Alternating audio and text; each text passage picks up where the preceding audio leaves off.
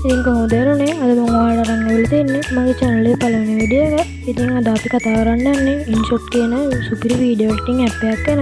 ඉතින් මේ ඇප් එකෙන් අපිට වීඩියෝ එඩිට් කරන්න, ෆොටෝ එඩිට් කරන්න, ෆොටෝ කලෙක්ෂන් කරන්න වගේ ගොඩක් දේවල් කරගන්න පුළුවන්. ඉතින් වැඩි කතා නැතුව අපි යමු අද වීඩියෝ එකට.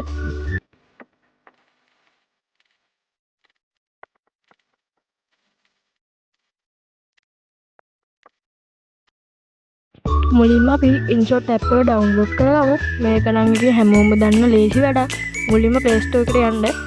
මට නම් උඩින්ම පෙන්නනවා ඉතින් InShot app එක. ඒ වුණාට කමක් නැහැ මම ඔයාලට පෙන්නන්න ඕනේ හින්දා අපි InShot කියලා search කරමු.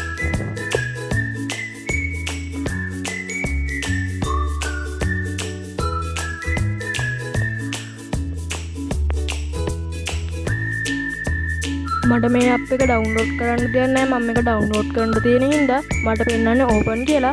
මේක උඩ එකපාරක් ටච් කරගෙන ඔයාලා ඕක install කරගන්න. හරි දැන් අපි app එක ඇතුළට ඇවිල්ලා තියෙන්නේ. ඔයාලට පේනවා ඇති මෙතන වීඩියෝ, ෆොටෝ, collection කියලා තුනක් තියෙනවා. අපි ඉස්සෙල්ලාම බලමු වීඩියෝ එකක් edit කරන්න කොහොමද කියලා. මෙතනින් ඔයාලා new ඔබන්න ඕන. අලුත් වීඩියෝ එකක් හදන්න මෙතන යට තියෙනවා මම හදලා තිබ්බ එක කලින්. උතන්ට ගිහිල්ලා ඔයාලට එඩිට් කරන්න ඕන වීඩියෝ එක හරි ෆොටෝ ටික හරි අරව කරලා ඔබලා හරි ඔබන්න ඕන. ඊට පස්සේ ඔයාලට පේන ඇති මෙතන යට තියෙන InShot logo එක. ඒ කියන්නේ අපි වීඩියෝ එක එක්ස්පෝර්ට් කරන්න කලින් ඒක remove කරලා ඉන්න ඕන. නැත්නම් ඒක එතන පෙන්නනවා. මෙතන free remove for ad කියලා එකක් තියෙනවා. ඒ වුණාට data off කරලා ඔයා ඔය remove එක ඔබපුවාම ඔයාලට ad බලන්න ඕනේ නැහැ. ටික වෙලාවක් කොහොම කැරකිලා නිකම් මේක නැති වෙනවා. ඊට පස්සේ ඔයාලට මෙතන බලා ගන්න පුළුවන් යට ගොඩක් වැඩි කැලලියක් තියෙනවා. ඔයාලට වීඩියෝ එකක් එඩිට් කරන්න කොහොමද කියලා මම වෙන වීඩියෝ එකකින් අරන් එන්නම්. මෙතන දැන් ටිකක් බේසික් දේවල් ටිකක් බලා ගන්න.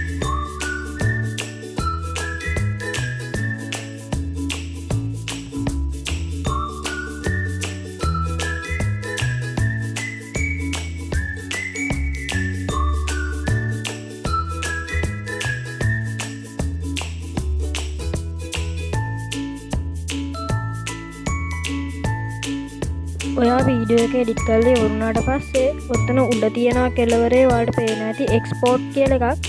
ඔයා එක්ස්පෝර්ට් එක ඔබපුවාම ඔයාලට මෙහෙම ක්වොලිටි පෙන්නනවා. ඔයාලට කැමති ක්වොලිටියක් ටච් කරලා එක්ස්පෝර්ට් දෙන්න තියෙන්නේ.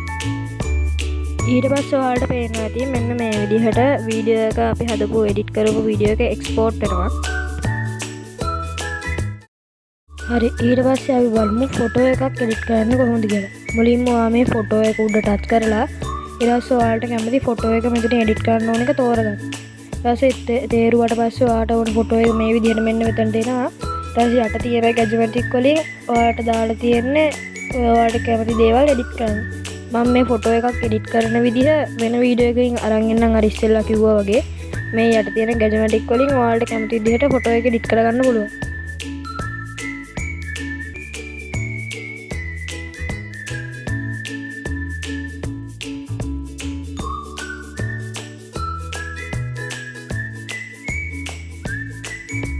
ඊට පස්සේ ඔයාට ඕන විදිහට ඒක එඩිට් කරලා ඉවර වෙලා අන්න උඩ තියෙන අර වීඩියෝ එක කරා වගේ උඩ තියෙන එක්ස්පෝර්ට් එක ඔබන්න තියෙන්නේ. ඉතින් එක්ස්පෝර්ට් එක එබ්බුව ගමන් මේක ෆොටෝ එක හැදිලෙනවා. මොකද වීඩියෝ එකක් වගේ වෙලා යන්නේ ෆොටෝ එක එක්ස්පෝර්ට් වෙලා යන්නේ කෙලින්ම එක්ස්පෝර්ට් එබ්බුව ගමන් හැදිලෙනවා.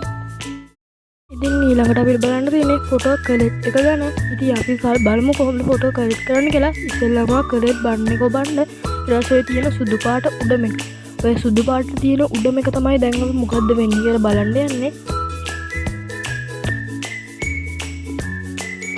ඊට පස්සේ ඔන්න ඔයාට ඔය කැමති විදිහට ෆොටෝ ටිකක් සිලෙක්ට් කරලා ඒකට හරිය ඔබන්න තියෙන්නේ.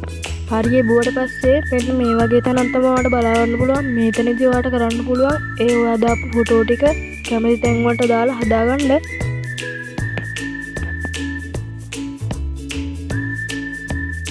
ඊට පස්සේ දෙවෙනි එක සුදු පාට දෙවෙනි එක. ඒකෙත් අපිට කැමති ෆොටෝ ටිකක් සිලෙක්ට් කරලා ඒකත් ඕකේ දීලා මෙන්න මේ විදිහට තමයි අපිට බලා ගන්න පුළුවන් වෙන්නේ.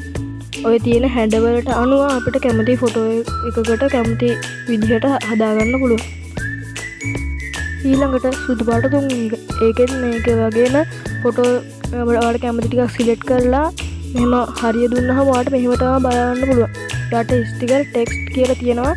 ඒවා වලින් අපිට කැමති එකක් හදන්න පුළුවන්. ඊළඟට උඩ තියෙන කොළ පාට එක. ඒකෙත් අපිට කැමති ෆොටෝ ටිකක් දීලා සිලෙක්ට් කරන්න තියෙනවා.